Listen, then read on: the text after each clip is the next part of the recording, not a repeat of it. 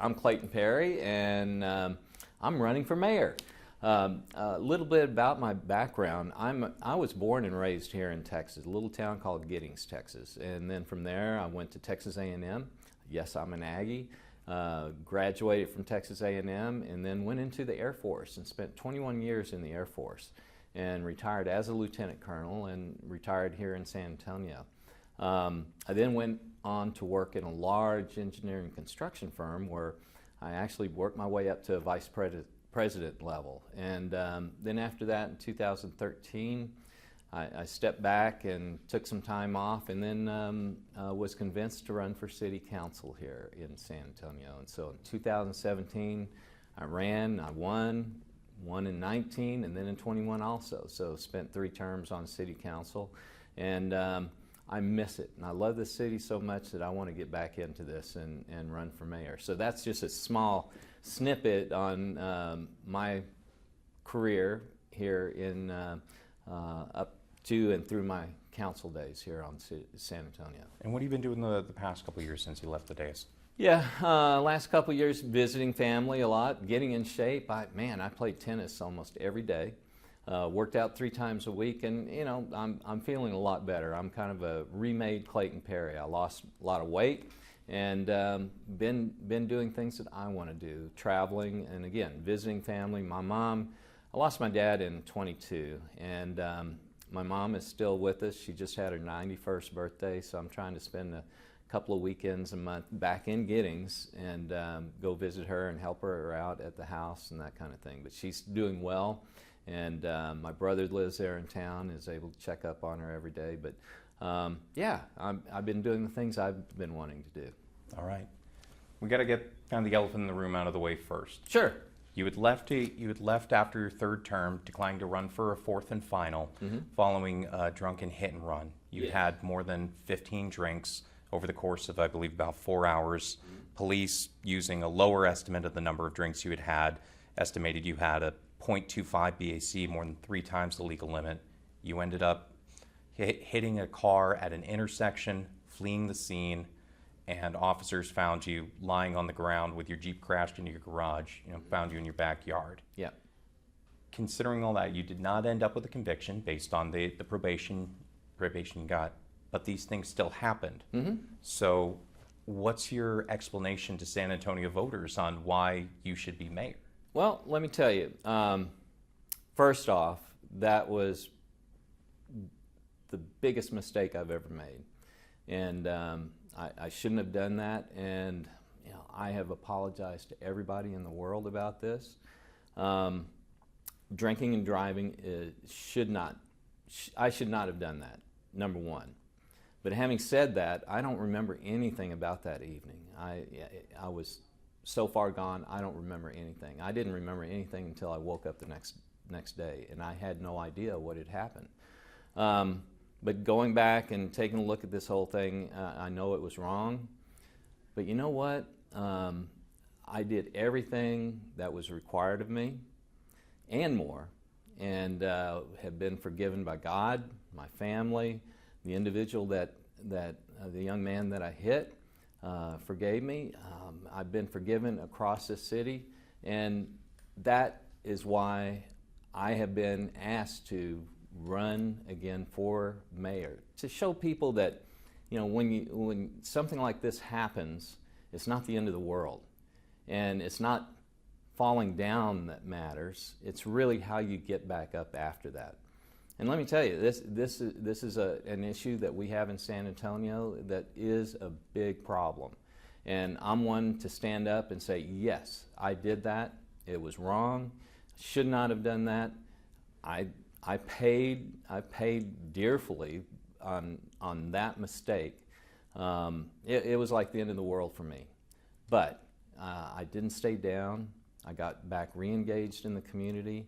And I'm back, and I want to continue to tell this story out there, because what I say is, if I can convince one other person here in San Antonio not to do that, I consider that a success. But do you need to be mayor to do that? No, it's to showing that, yes, I'm running for mayor, and people recognize what I did here on council and my whole life's history on how I've given to this country and to San Antonio since I've been here in 1991, that people recognize that and they want me to run. Yes, people make mistakes. Nobody's perfect, and I'm certainly not perfect, and I made a lot of mistakes in my life. But this is one of those that I'm climbing back out of that hole, and I want to still contribute to this society and to this city that I love. And so that's why I'm doing this. And I'm getting a lot of support. Again, people have forgiven me. Are there some people out there that can't or won't forgive me? Absolutely, and I understand that, and that's okay. But I'm being compelled to do this not only by people around the community, but in my own heart, I'm being compelled to run for mayor. You could presumably run again for your old seat for at least a half term, now that they're 4-year terms. So why go to mayor? Well, I've done my time on city council. 6 years, 3 terms, and I know the processes. I know the bureaucracy. I know the people, and I'm ready to step into this on day one. There's no learning curve here. I know that city charter in and out, and I'm ready to get to work on day one. So I don't. District 10 was fantastic. I love District 10, and I did a good job in District 10. But I'm ready for that next step up, to be mayor, to do the leadership that's so needed here in San Antonio on the city council. Okay. Given your experience on city council and with the current council manager form of government, where generally city bureaucracy is handling the day-to-day, right, and city council is only in charge of hiring the city manager as far as the hands-on element of managing city personnel, right. What do you view the role of the mayor as? Well, number one, the mayor provides that leadership to the rest of the council in working with them to get his vision, his policies, and what he wants to get done through the city council. And that is on just developing that policy and then giving that policy to the city manager to execute. The city manager really runs this entire city. It's not the mayor, it's not the city council or anything. City council's job is to produce that policy that the city manager then interprets and exercises here in San Antonio. So to me, it's all about leadership.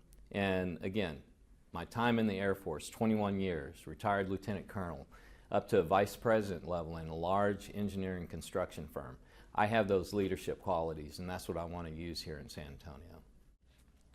Based on your time as a city councilman, you were always big on budget, and ROI was a big one. Absolutely. We used to play Clayton bingo in the back, and ROI, or where are the numbers, or what are the metrics, right. was that on the back there. Right. But looking at your web page and talking about policy, you'd mentioned on budgeting, your website calls for reducing city bureaucracy and eliminating, quote, non-value added programs, projects, and departments. Like which ones? Well, I can tell you that people are, want to reduce our bureaucracy. And I can tell you that that was one thing that I pushed for when I was on city council. But I was just one vote on city council and one voice, and it didn't get my way on a lot of areas. But I can tell you, we, from a national standpoint and taking common sense approaches to things, do we really need a DEI staff here in San Antonio in the city staff?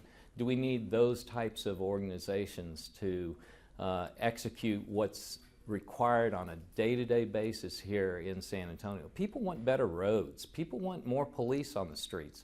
They want lower taxes. And those are the 3 main points that I ran on continuously for council. And I'm going to use those same approaches here for the city as mayor also.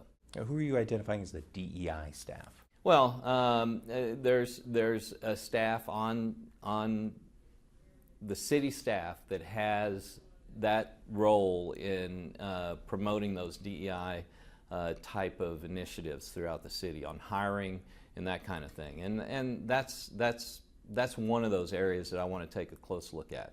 Okay, so should the city not be trying to promote a diverse workforce? Oh, absolutely, absolutely. But we should look at more of a merit-based system and not be hiring strictly on race and ethnicity, that kind of thing.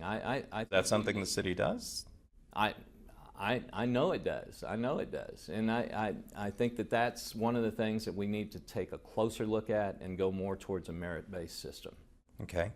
Going more on the budgeting, this year, city had to tighten its belt a little bit. Still a record-sized budget, but it pulled back on some programs because revenues aren't increasing as much as they wanted.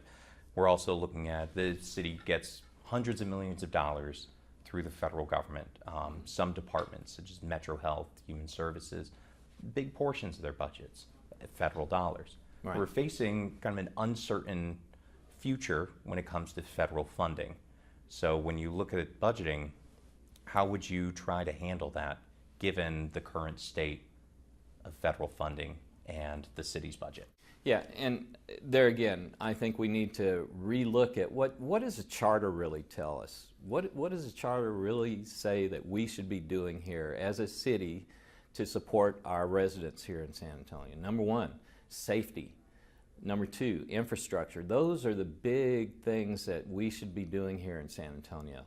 A lot of these bureaucracies have been created over time and have grown and grown. Let me give you an example, Metro Health. That department has grown in size and budget year after year. You know, does a city really need to be doing that when we have a county that basically does the same thing? And that's one of the areas that I'm going to be taking a look at. Is that something that the city needs to continue to do, or should we combine that with the county? There's a lot of overlap between the city and the county that we need to take a look at. Libraries is another example, but to your point... You think we should get rid of the libraries? No, not get rid of them, but let's work with the county to combine those efforts and reduce the bureaucracy that it takes to run those two separate entities, basically on the same, in the same areas here in San Antonio. So that's the kind of thing that I'm looking for, is where can we save those dollars at? And getting grants from the federal government, absolutely, that's going to be very important, and it's how you work with the federal government. My goodness, this city has been very, very, how can I say it, poking not only the state government in the eye, but our Republican representatives up at the Capitol. And we can't do that. We cannot do that. We got to work with them and not be, poking at them with lawsuits and that kind of thing, and getting sued in the other direction from the state. We need to work with them, and the more you work with them, the better relationships you got, because a lot of this stuff is based on relationships and how you get along with people and working with them and trying to pull in the same direction. So that's where I'm at, and I can do that with both with the state and the federal government. Now that's with Republican-led state and federal government. As you mentioned earlier, you were one voice on the council. Yes. This council has traditionally, though these are nonpartisan races, tended to be controlled by people who would probably identify as Democrats or progressives. Absolutely. You and your the subsequent District 10 council member, Mark White, are kind of the token Republicans on the city council. Even as mayor, you're still one voice. That's right. And when you talk about the city poking the state or the federal government, these are often over issues that the council has asked for, such as abortion funding that got sued, or abortion travel funding that got the city sued. It's something Councilman White doesn't like. I would presume, based on previous comments you've made, you would have been against that as well. Yes. But it was still something the council as a whole passed. Right. There are other issues that have gotten the city sued where it's generally sometimes come out of city policy that's controlled by a majority, not just the mayor, no matter who he or she is. So if you talk about working with the state or federal government, how do you anticipate working with what in all likelihood is probably still going to be a relatively left-leaning body here in San Antonio? Well, again, it's relationships, Garrett, and that's one of my strong suits. I'm able to work across the aisle.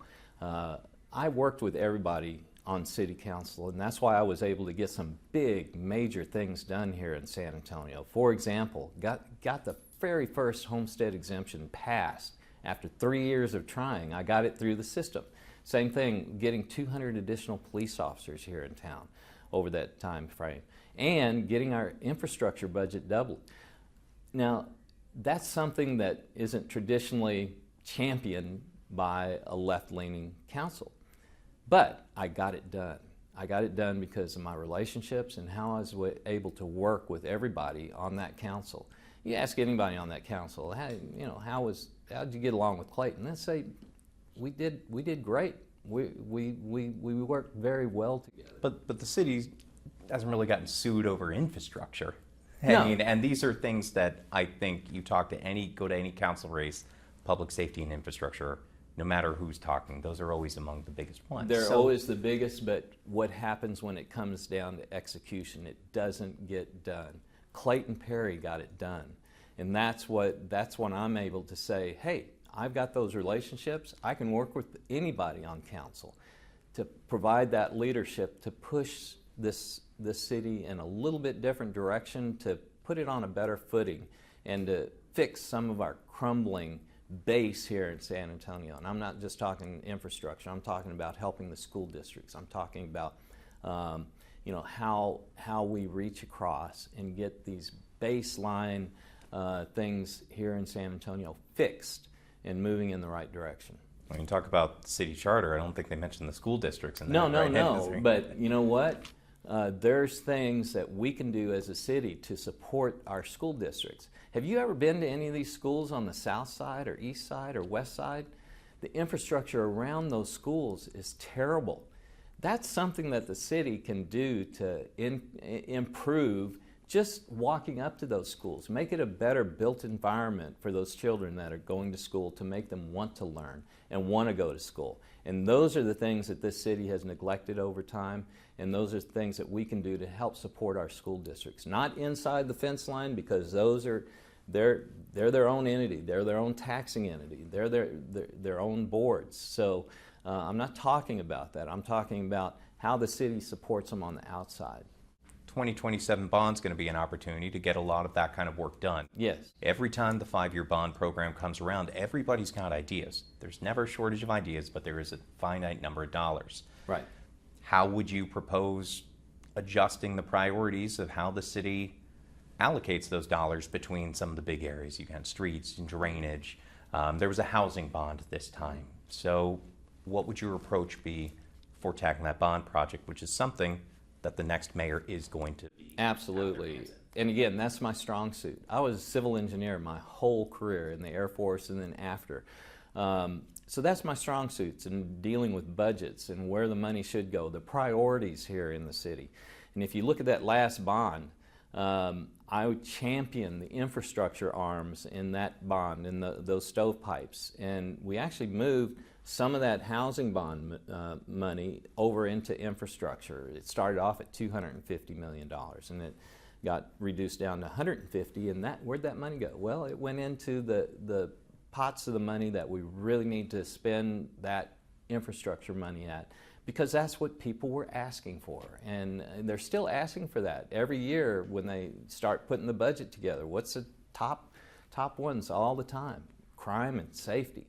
Infrastructure projects, taxes are too high. Homelessness is now up there in the top also. So those are the areas that people here in San Antonio want a return on their investment, and in their big tax bill that they have to pay every year. So how would you propose allocating this money? Use a round number. It's not going to be this, $1 billion. It's probably going to be much more than that based on the previous size. How much of that?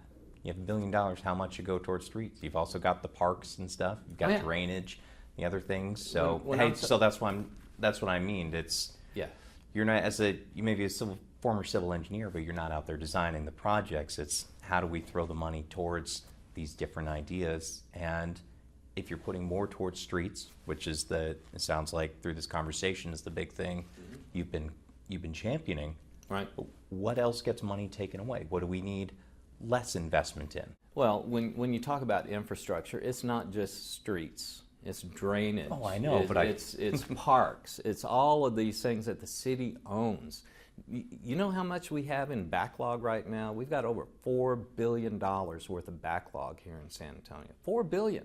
And how do you take care of that? Well, yeah, bonds are one way, but also in our yearly budgets, we need to increase those areas to make sure that we keep whittling down that list. Because you know what, Garrett, if you don't pay attention to that, what's going to happen? It's only going to grow. It's going to continue to grow. And where are we going to be in another 10 years down the road? $4 billion backlog right now. Where are we going to be in 10 years if we don't start attacking that now on a yearly basis in addition to the bond? Now, speaking of the bond, and I'm not going to put a percentage on the different categories right now. I think you have to look at what are the requirements first. What are the real requirements? And then decide, okay, we're going to put 80% to this and 10% on this and 10% on this.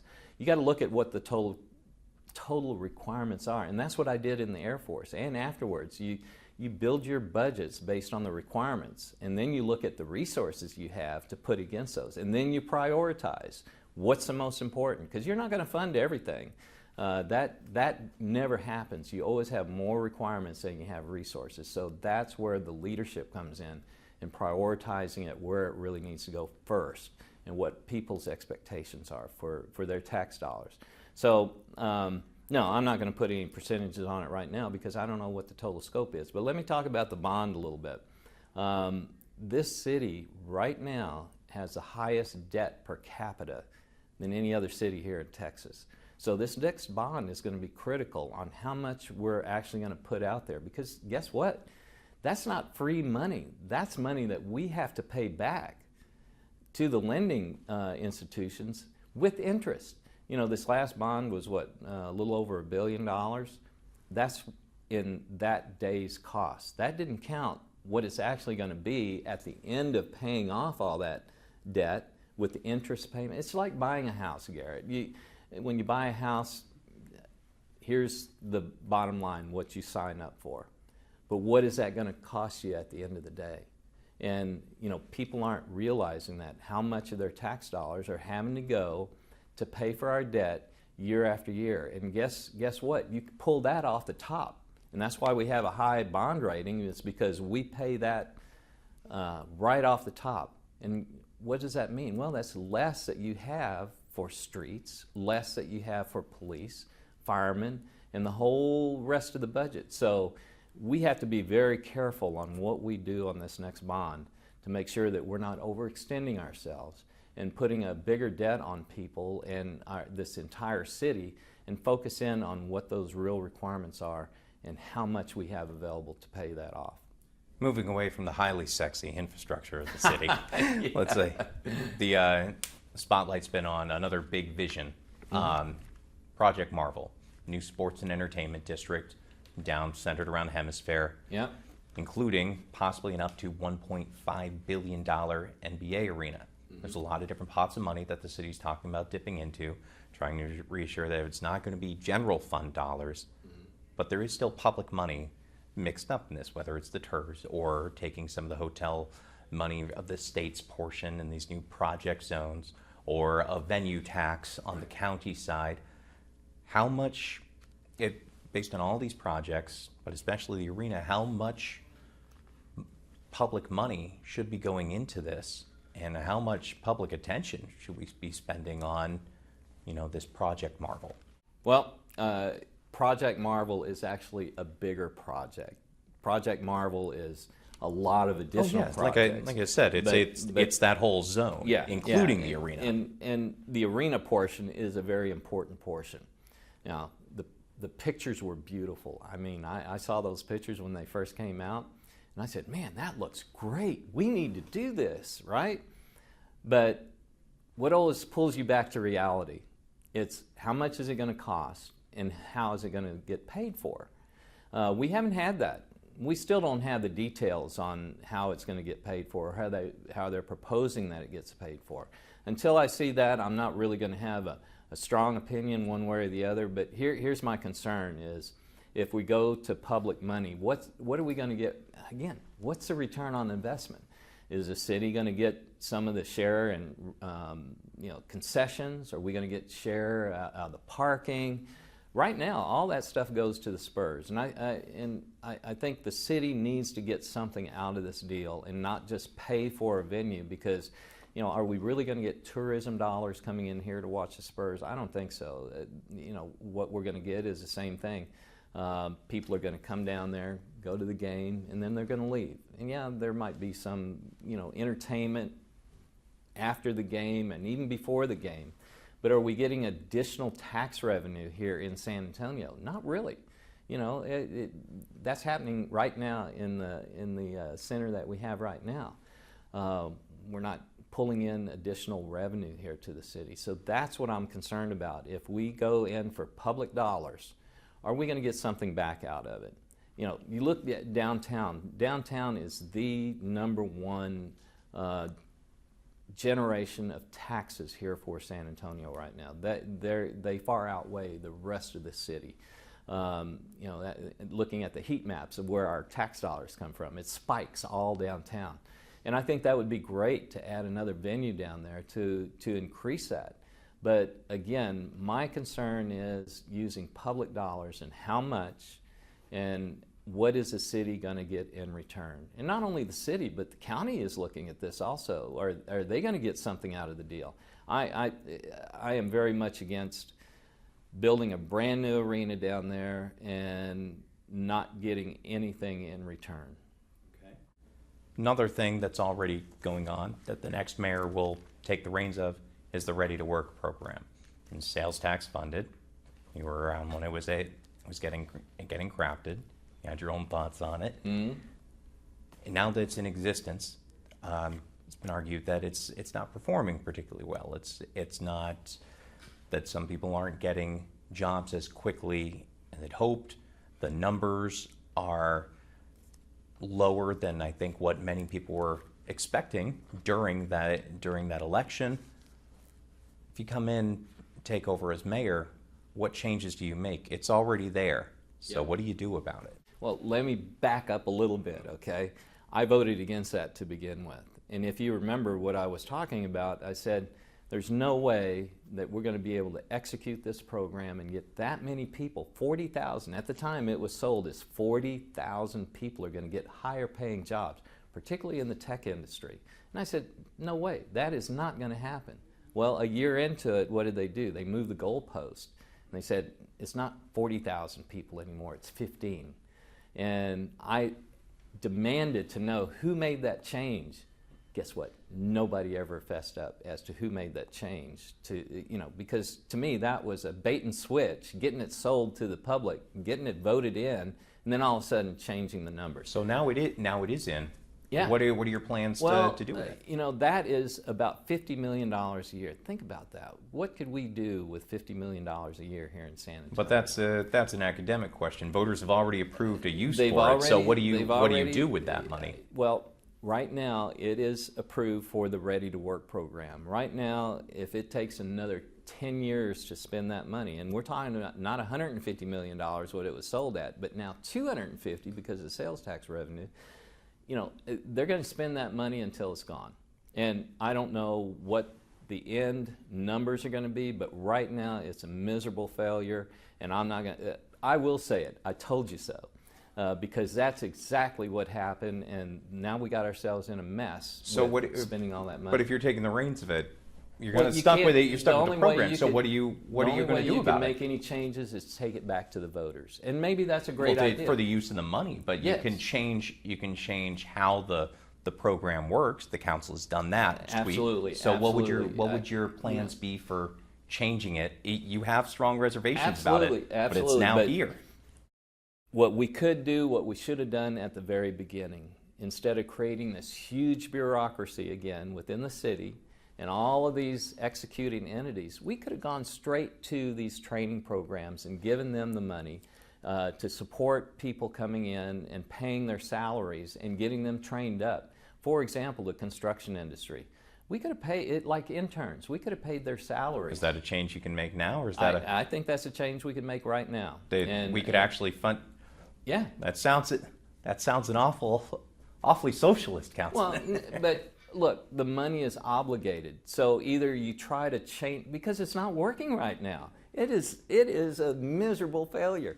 So if we got to use that money for that purpose, why don't we look at trying to change the direction and the scope of this project to try to get a bigger bang for the buck, a better return on investment?